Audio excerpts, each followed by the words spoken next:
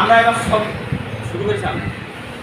তাহলে আমি এখন প্রশ্ন শুরু করছি। 1 নম্বর প্রশ্ন তোমরা আবার উত্তর দিবা এবং হাত তুলবা, আমরা সংখ্যা গণনা করে কে করব, ঠিক আছে তো?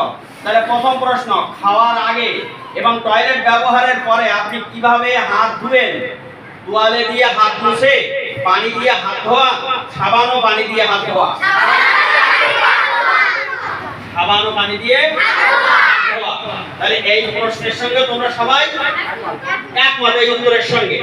প্রশ্নটা ছিল কি, আমরা খাওয়ার আগে এবং টয়লেট ব্যবহারের পরে আপনি কিভাবে হাত ধুবেন? তাহলে উত্তর হলো সাবান ও পানি দিয়ে হাত ধোয়া। এই প্রশ্নের এই উত্তরের সঙ্গে তোমরা সবাই একমত?